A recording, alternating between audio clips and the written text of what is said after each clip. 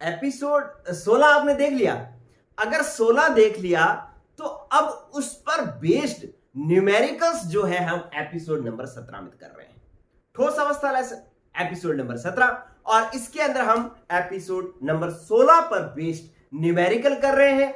जितनी भी मैंने आपको टेक्निक्स बताई थी कि कौन कौन सी यूनिट्स लेनी है, कब कौन सी यूनिट यूज करनी है, उन सब का यूज भी आज आप सीख लेंगे। चलिए पहला क्वेश्चन जो है वो पाठ्यनीति प्रश्न 1.18 है।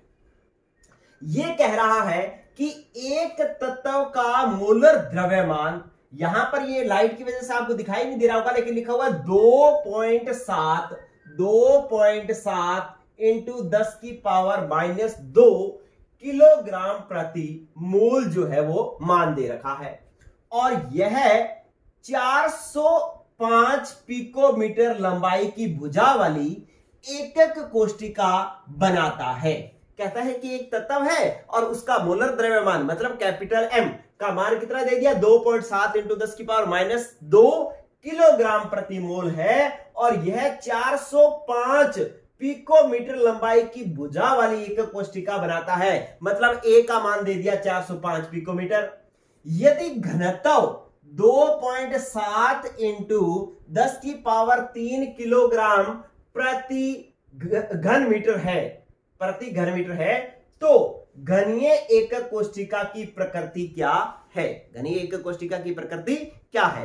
अब आपसे घनीय एकक कोष्टिका की प्रकृति पूछी गई है। प्रकृति का मतलब है कि वो आधे एकक कोष्टिका है कि बीसीसी है का ईसीसी है, एफसीसी है या सीसीपी है, ये आपसे पूछना है। तो ये बताने के लिए हम किसका मान ज्ञात करते हैं बच्चों? जेड का मान हम ज्ञात करते हैं। तो एकक कोष्टिका की प्रकृति क्या है, इसका मतलब हमने जेड का मान ज्ञात करते हैं। चलिए पहले अपने इस क्वेश्चन को सॉल्व करना शुरू करते हैं कि आंसर नंबर 1.18 दिया क्या है। पहले वो लिख लो कि दिया है, क्या दिया है कि मोलर द्रव्यमान मतलब कैपिटल एम दिया है 2.7 इंटू 10 की पावर -2 किलोग्राम मोल इनवर्स दिया है। ठीक है, और आपको क्या दिया है? भुजा का मतलब ए कितनी दी है? 405 पिकोमीटर। अरे आपको ज्ञात क्या करना है? चलो 405 पिकोमीटर दिया, इसको यही रख लेते हैं। घनत्व होता है डी, कितना दिया है? 2.7 इंटू 10 की पावर 3 क्या है? किलोग्राम प्रति घन मीटर। ठीक है, ये मान दिया है और आपको क्या करना है? एकक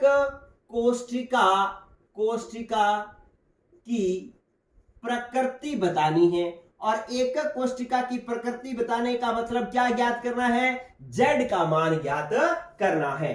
अब अपने क्या लिखेंगे? क्योंकि हम जानते हैं कि D बराबर क्या होता है, याद करो, D बराबर होता है जेड इंटू कैपिटल एम बटा में A cube N into N A और आपको क्या निकालना है? जेड, और जेड निकालना है तो ये तिरछा गुणा कर दो, क्या आ जाएगा? D into A3 into N A और बटा में आ जाएगा क्या कि एम।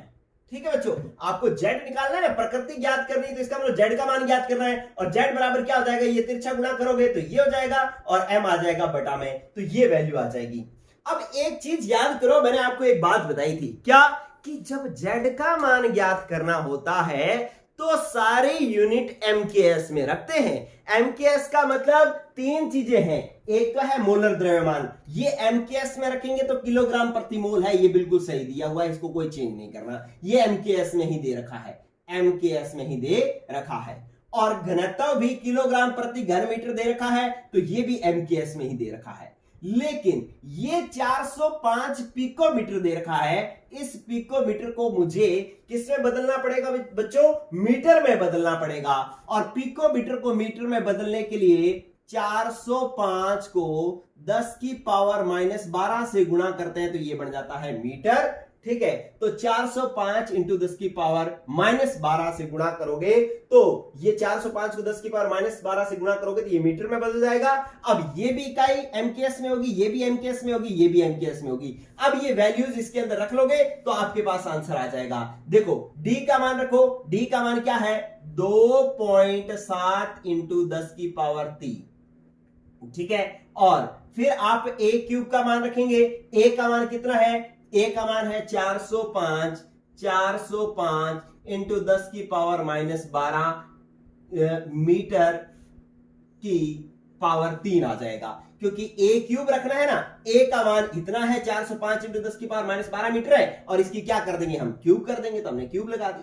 और इंटू अब क्या करेंगे कि यहां पर जो है किसका मान रखना है एन ए का, और एन ए का मान कितना होता है 6.022 इंटू 10 की पावर कितना होती है बच्चों 23, ठीक है। और बटा में इस सब के बटा में कौन आ रहा है, बटा में आ रहा है एम, एम है मोलर द्रव्यमान, ये कितना दे रखा है, ये दे रखा है 2.7 इंटू, ये बीच में लिखता हूं मैं 2.7 इंटू 10 की पावर 3, ठीक है। तो इस पूरे को जब आप हल करोगे, क्योंकि मैं गणना में टाइम नहीं लगा रहा हूं, मैं सीधा ही लिख रहा हूं कि इसको जब आप हल करोगे तो ये कितना आएगा 3.99 आएगा, जिसको मैं लगभग कितना मान लूंगा 4, कितना मान लूंगा 4, ठीक है। इस पूरे को सॉल्व करोगे ना, आपने मान ही रखने, और मान रखने के बाद में ये ध्यान रखना है कि आप सॉल्व कर लेना अगर हो पाए तो, नहीं तो ध्यान रखना ये आंसर लगभग 3.99 के लगभग आएगा, और इसको आप सॉल्व करोगे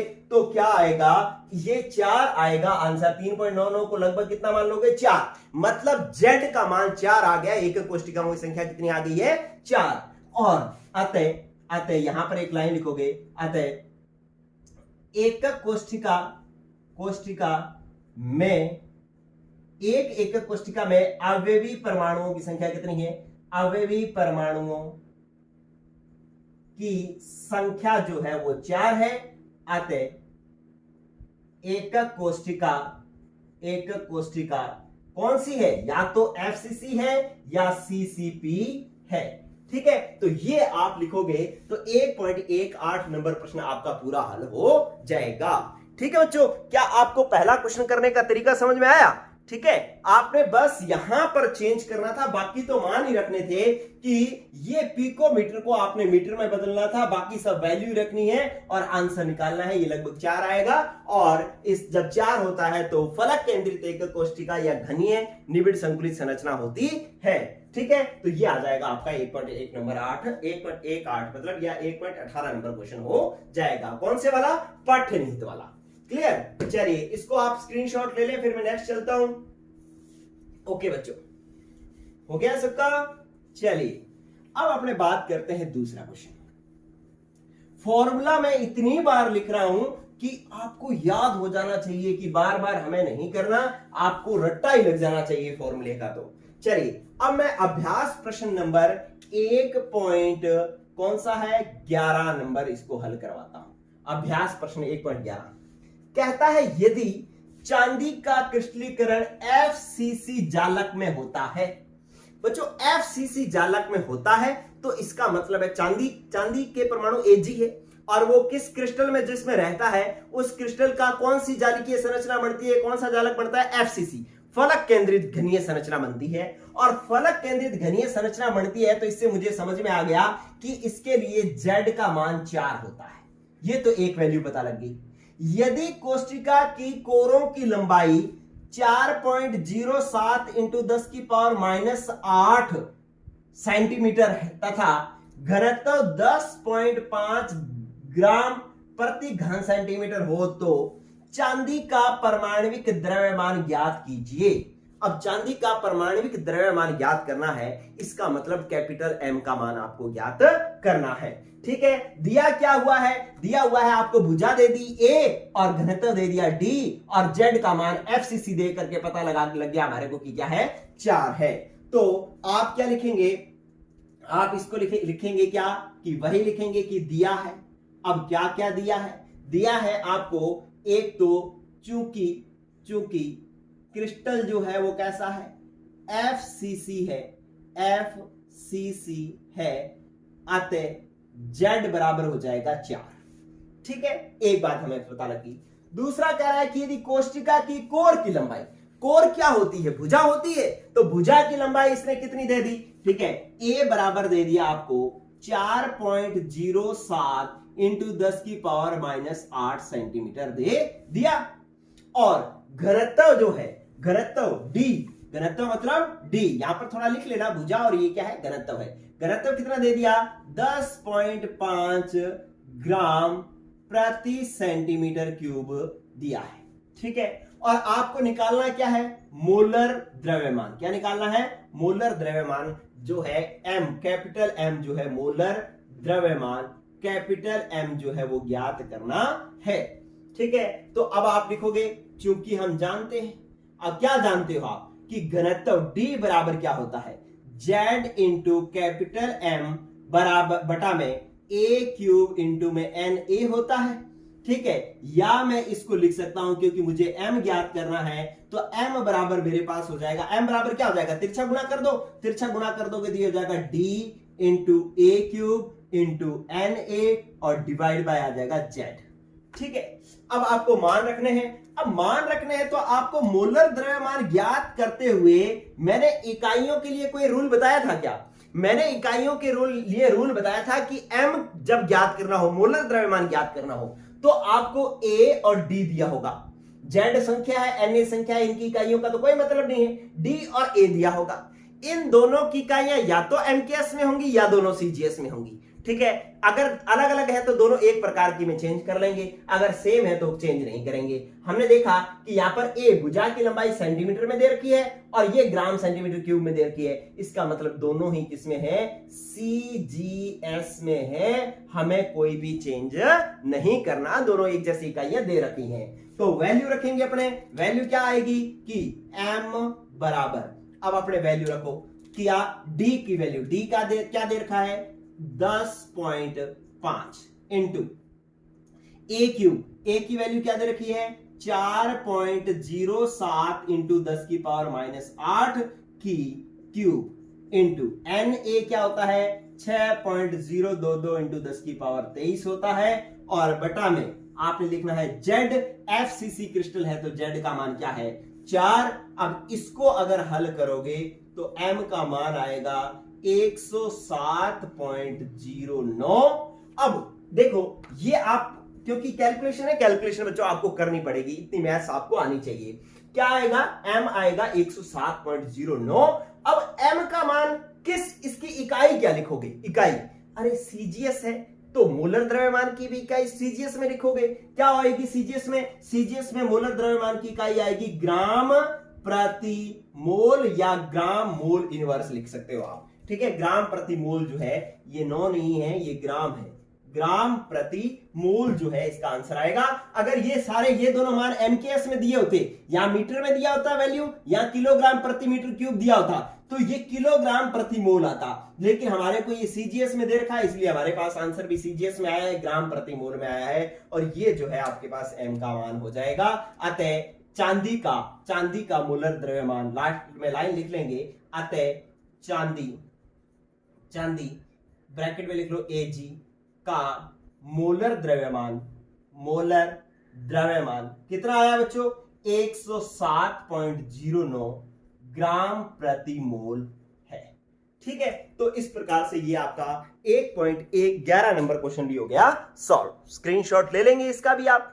चलिए, इसके बाद आप एक तो मुझे बताते रहें कि भाई आपको क्वेश्चन करने में मजा तो आ रहा है ना, क्वेश्चन इजीली सॉल्व तो हो रहे हैं, मैं हर क्वेश्चन सॉल्व करवा रहा हूं आप, हर न्यूमेरिकल, चाहे वो इजी है चाहे वो टफ है, सारे ही क्वेश्चन मैं करवा रहा हूं। अपनी वीडियो देखने के बाद में ये पूरा लेसन जब खत्म होगा तो आपको इसके बाहर कुछ भी नहीं पढ़ना, किसी प्रकार की बुक और नहीं पढ़नी, क्योंकि मैंने सब कुछ आपको ये इस वीडियो के इस पूरे सारे सेशन जितने भी एपिसोड है उनमें आपको सारा कुछ चैप्टर को निकाल करके आपको दे दिया है, पका करके पूरा का पूरा मसाला दे दिया, अब आप बस खाओ उसको। ठीक है, चलिए अब आप नेक्स्ट करते हैं। 11 नंबर प्रश्न हो गया है, नेक्स्ट करते हैं बच्चों।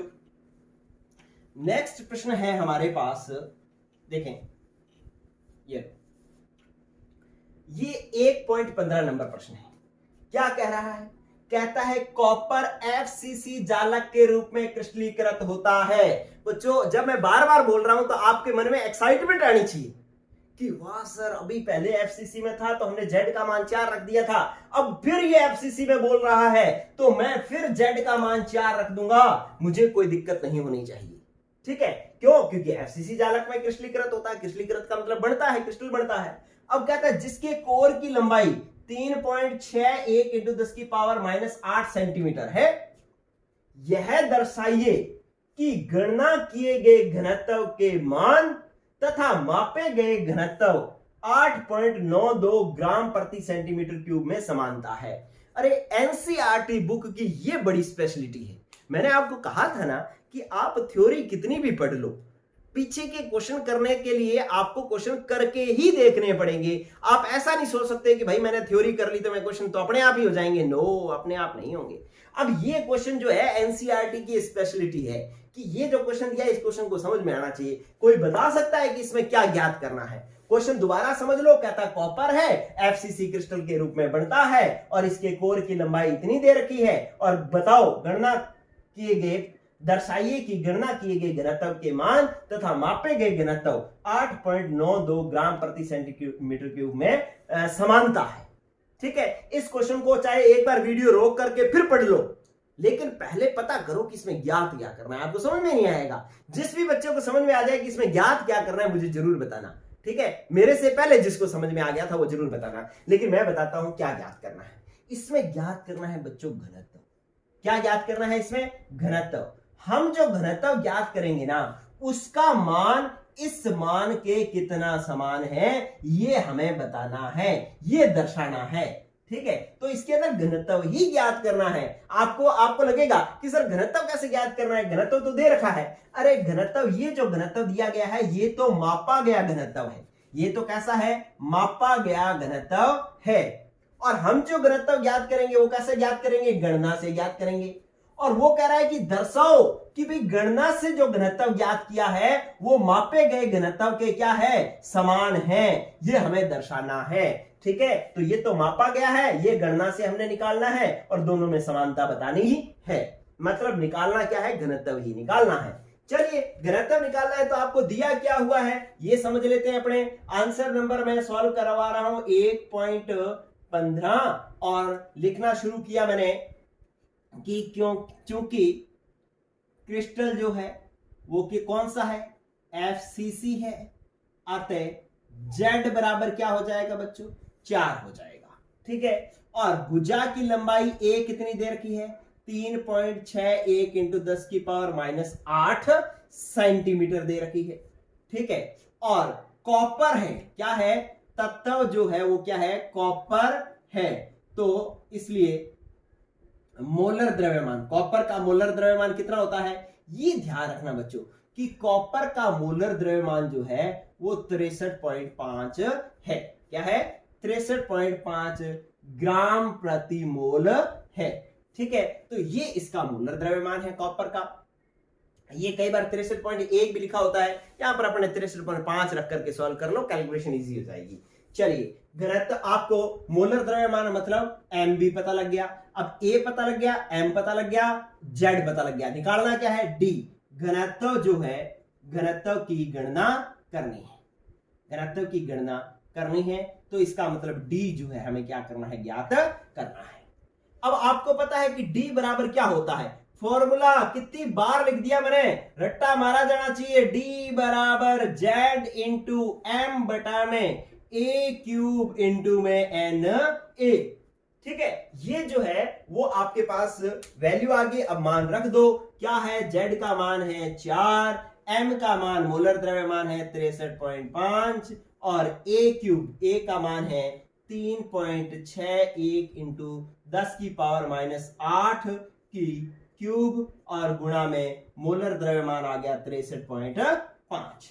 ठीक है, तो अब आप एक चीज देखेंगे बच्चों, क्या आएगा कि एक बात समझना, यहां पर ये सेंटीमीटर में दे रखा है, ये ग्राम प्रति मोल में दे रखा है, तो इसका मतलब दोनों ही सीजीएस में दे रखी है वैल्यू। तो डी ज्ञात करना है तो दोनों को डी अगर ज्ञात करना हो तो A दिया होता है और M दिया होता है, दोनों क्या होने चाहिए, एक तरीके की इकाई होनी चाहिए, चाहे एमकेएस हो चाहे सीजीएस हो। अब ये दोनों सीजीएस है तो हमें कोई चेंज नहीं करना, हमने एज इट इज रखना था, एज इट इज रख दिया, ठीक है। अब इसको जब आप हल करोगे तो ये आएगा 8.96 ग्राम प्रति सेंटीमीटर क्यूब आ जाएगा। और आप लिखेंगे कि अतः मापे गए घनत्व, मापे गए, अतः मापे गए घनत्व क्या 8.92 ग्राम प्रति सेंटीमीटर क्यूब व गणना किए गए, गणना द्वारा प्राप्त घनत्व 8.96 ग्राम प्रति सेंटीमीटर क्यूब में समानता है, ठीक है। बस ये लास्ट में लाइन लिखनी है और ये जो है आपका पूरा का पूरा इक्वेशन सॉल्व हो जाएगा, ठीक है बच्चों। तो इस प्रकार से इस क्वेश्चन का भी ले लें आप स्क्रीनशॉट, और अगर कुछ नहीं समझ में आए तो पूछना, लेकिन ना समझ में आने वाली कोई बात ही नहीं है, बस वैल्यू ही रखनी है। और वैल्यू रखते वक्त आपको इकाइयों का ध्यान रखना है, और इकाइयां अगर सेम है तो कहीं भी आपको घबराने की जरूरत नहीं है, ठीक है। तो चलिए अब आपको मैं 3 एग्जाम्पल और दे रखे हैं, वो और करवाता हूं, और फिर ये टॉपिक हो जाएगा आपका पूरा। क्वेश्चन लिखता हूं मैं 3 बच्चों, 3 एग्जाम्पल जो है मैंने और आपके सामने लिखे हैं, और ये एग्जाम्पल करने के बाद में सारे न्यूमेरिकल, सारे क्वेश्चन अब तक के हो जाएंगे। चलिए एग्जाम्पल में जो न्यूमेरिकल दे रखा है उस पहले न्यूमेरिकल को पढ़ते हैं। 1.3 नंबर कहता है एक तत्व की एकक कोष्टिका की संरचना बीसीसी है। अरे बीसीसी मतलब क्या, अंतः केंद्रित या काय केंद्रित एकक कोष्टिका है, और काय केंद्रित एकक कोष्टिका है तो z का मान मैं 2 रख दूंगा, कोई समस्या नहीं होगी, ठीक है। अब कोष्टिका की कोर की लंबाई a का मान दे रखा है, कोर की लंबाई मतलब भुजा कितनी दे रखी है 288 पिकोमीटर, तथा तत्व का घनत्व 7.2 क्या ग्राम प्रति सेंटीमीटर क्यूब है, मतलब d दे रखा है। ज्ञात कीजिए कि 208 ग्राम तत्व में कितने परमाणु हैं। 208 ग्राम तत्व में कितने परमाणु हैं, ये 1.3 नंबर जो एग्जांपल है ना, यही थोड़ा सा अलग है। बाकी जो क्वेश्चन है वो तो बहुत इजी है, जो मैंने पहले करवा दिए वो भी इजी थे, अब ये जो 2 बचे हुए ये भी इजी है, बस इसको थोड़ा सा समझना है। तो बच्चे अपने क्या करते हैं, सबसे पहले आप क्या करो, आपको क्या क्या दे रखा है, एक तो आपको भुजा की लंबाई दे रखी है, एक आपको घनत्व दे रखा है, एक आपको ग्रामों में मात्रा दे रखी है, और पूछा है परमाणुओं की संख्या। अब परमाणुओं की संख्या का मतलब Z तो नहीं पूछ रखा, Z तो कैसे पूछ सकता है, जब उसने BCC दे दिया तो Z तो 2 अपने आप ही है, इसका मतलब परमाणुओं की संख्या Z नहीं पूछ रखा, ना ही Na पूछ रखा है क्योंकि Na का मान भी फिक्स है, ठीक है। तो क्या पूछ रखा है, अपने को 208 ग्राम तत्व में, मतलब इतने ग्राम में कितने परमाणु होंगे। देखिए इसको किस तरीके से किया जाएगा, आप इस क्वेश्चन को अच्छे से समझ लो, बस बाकी के न्यूमेरिकल्स में तो कुछ भी नहीं है। आंसर नंबर है 1.3, एग्जाम्पल नंबर 1.3 समझा रहा हूं।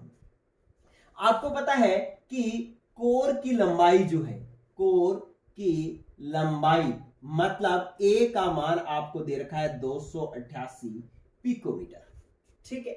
अब नीचे ये ग्राम में दे रखा है, ये ग्राम प्रति सेंटीमीटर क्यूब में दे रखा है, तो इसका मतलब है ये जो पिकोमीटर है इसको हमें सीजीएस में बदलना पड़ेगा। सीजीएस में दूरी की इकाई क्या होती है, सेंटीमीटर होती है, तो इसका मतलब है इसको हमें सेंटीमीटर में बदलना पड़ेगा, और ये आ जाएगा 288। सेंटीमीटर में बदलने के लिए कितने से गुणा करते हैं, 10 की पावर -10 से गुणा करते हैं, तो ये सेंटीमीटर आ जाएगा A का मान, ठीक है। अब आप क्या कहोगे, आप कहोगे कि या बीसीसी या घनीय एकक घन की या एकक कोष्ठिका का आयतन, एकक कोष्ठिका का आयतन कितना आएगा बच्चों, ये आएगा A की क्यूब, और A का मान है आपके पास 288 इंटू 10 की पावर -10 सेंटीमीटर, और इसकी आप करोगे क्यूब। तो अब इसका हल जो है वो आपके पास कितना आएगा बच्चों, इसका हल आएगा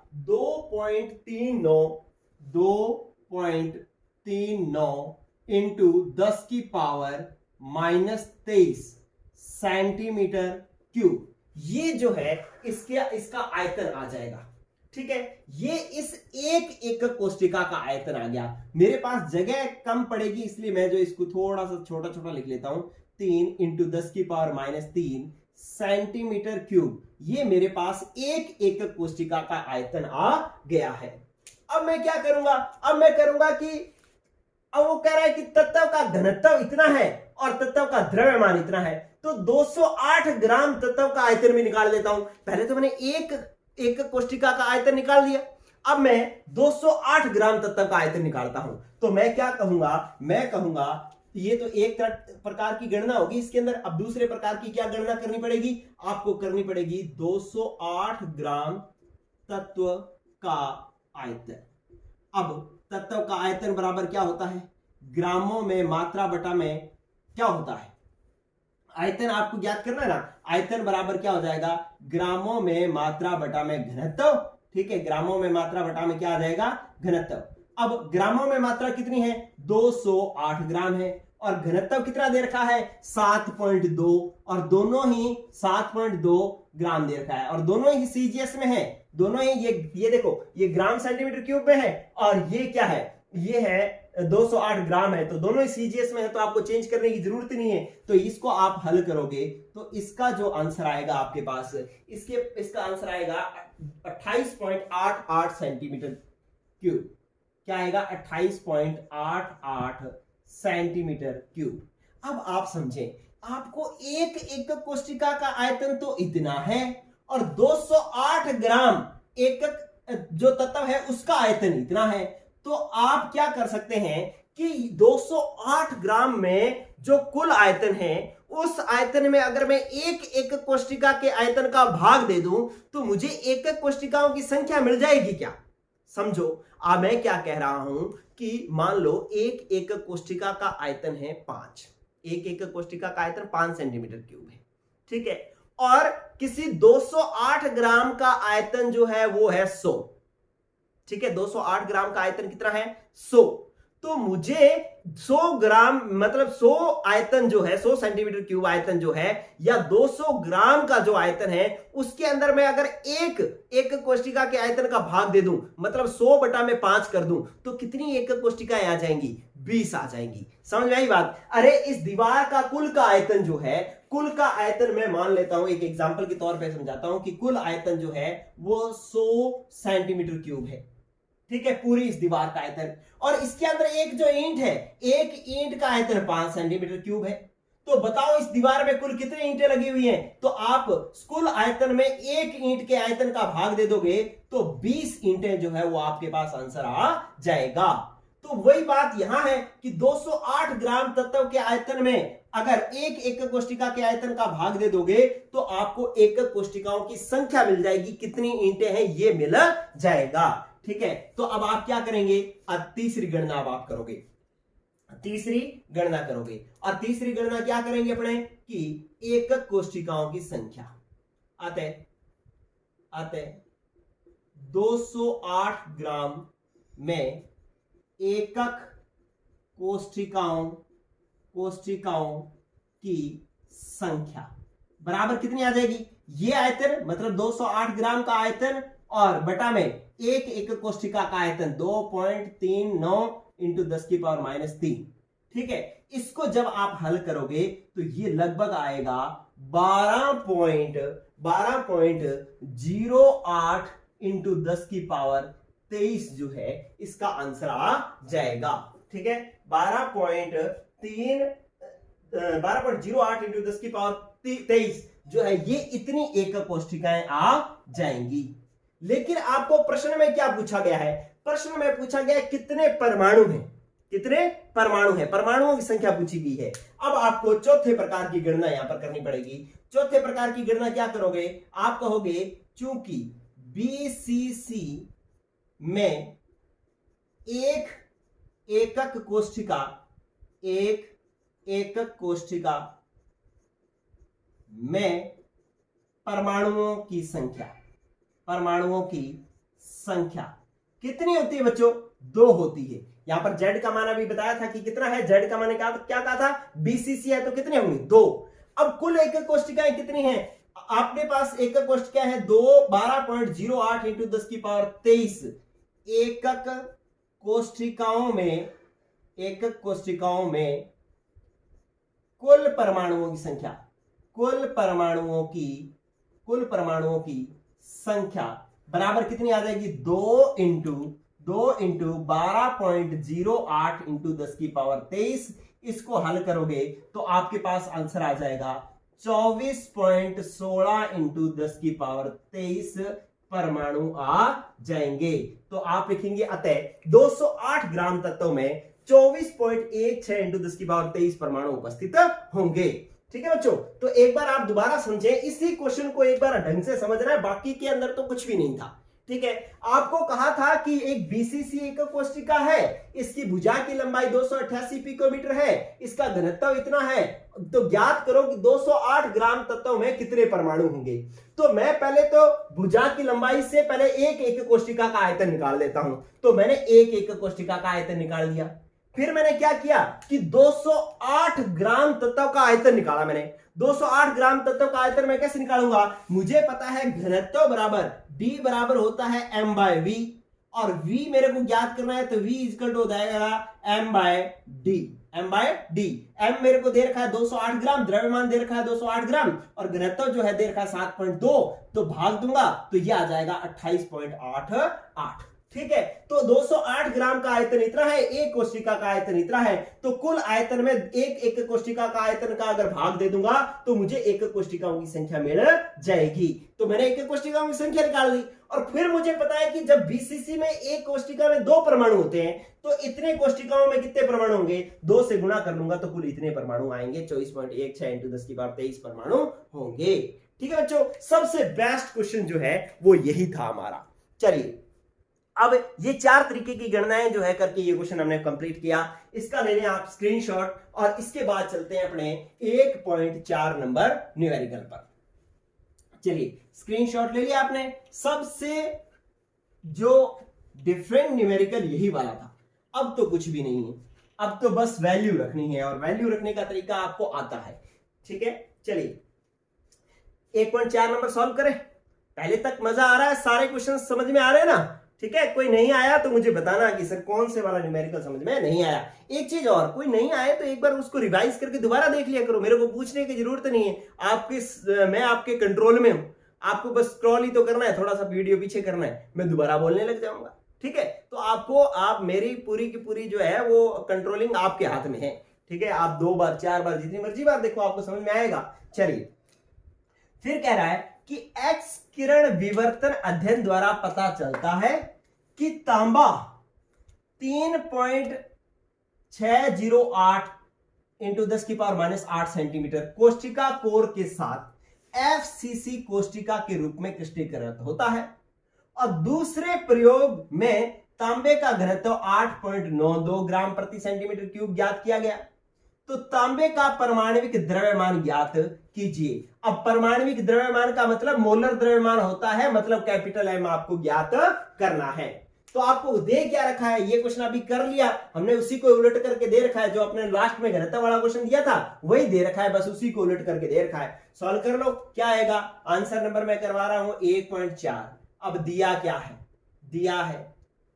क्या क्या दिया है आपको, एक तो दिया है कि भुजा की लंबाई दे रखी है, ए बराबर दे रखा है 3.608 इंटू 10 की पावर -8 सेंटीमीटर। और क्या दे रखा है, और आपको दे रखा है डी, घनत्व दे रखा है 8.92 ग्राम प्रति सेंटीमीटर क्यूब दे रखा है। ठीक है, और चूंकि एफसीसी कोष्टिका है तो जेड का मान भी क्या आ जाएगा 4, और ज्ञात क्या करना है परमाणविक द्रव्यमान, तो आप लिखेंगे चूंकि D बराबर सूत्र Z into M by A cube into N A. अब आपको m ज्ञात करना है मोलर द्रव्यमान, तो आप क्या लिखेंगे, या आप इसको ऐसे लिख सकते हो m बराबर D into A cube into N A divide by क्या आ जाएगा Z, और ये मान रख लेंगे तो डी का मान। अब आपको देखो कोई मात्रक चेंज करना है क्या? बिल्कुल नहीं करना। क्यों? क्योंकि ये देखो ये ग्राम सेंटीमीटर क्यूब, ये सेंटीमीटर, दोनों ही सीजीएस में दे रखे हैं तो आपको सीजीएस में आंसर आएगा, कोई दिक्कत नहीं है, आपको लिख डालो बस जैसे का जैसा है 8.92 और इंटू ए क्यूब का मान 3.608 इंटू 10 की पावर माइनस 8 की क्यूब और इंटू एन ए कितना आ जाएगा 6.022 इंटू 10 की पावर 23।